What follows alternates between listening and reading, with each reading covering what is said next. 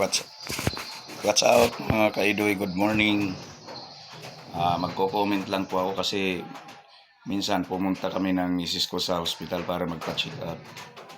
Okay naman po, maganda naman po ang serbisyo kasi dito sa lugar namin, ang mayor namin dito ay doktor. Kaya ang hospital na dito sa amin marami. Maganda naman ang serbisyo, pipila ka. Matagal nga lang kasi umalis kami mga 9, nakauwi kami hapon na eh. Wala kaming binayaran.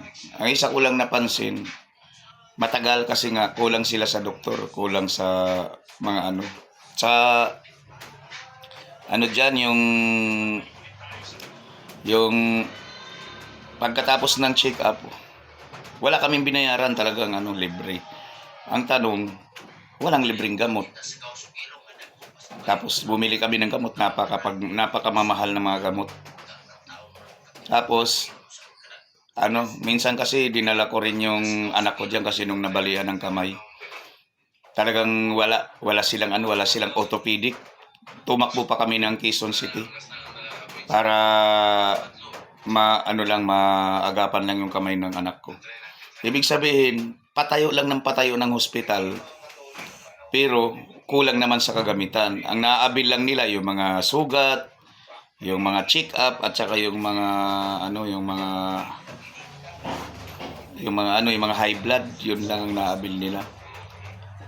Siguro sana kung hindi sana ninanakaw ng ating mga pinuno, mga congressman, ng mga senador yung pondo ng bayan, yung budget ng bayan.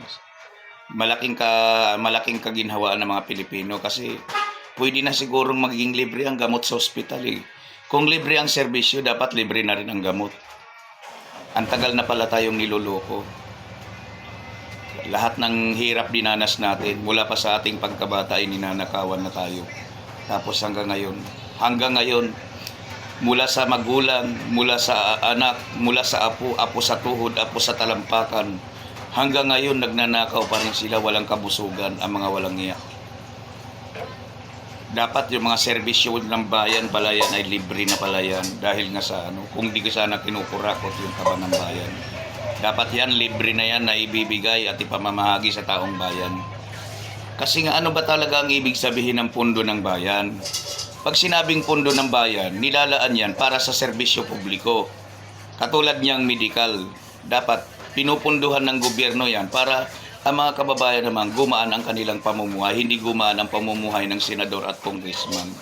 Yun lamang po, wag sana pong magagalit ang tinatamaan dahil taong bayan din ako na may karapatan magsalita. Karapatan ko rin manahimik, kaya lang hindi ko kayang manahimik sa nakikita ko kasi hindi naman ako makitid ang utak. Alam ko yun nangyayari tapos mananahimik lang ako. Patuloy akong mag-iingay hanggat walang napaparusahan dyan na mga congressman at senador. Yun lamang po.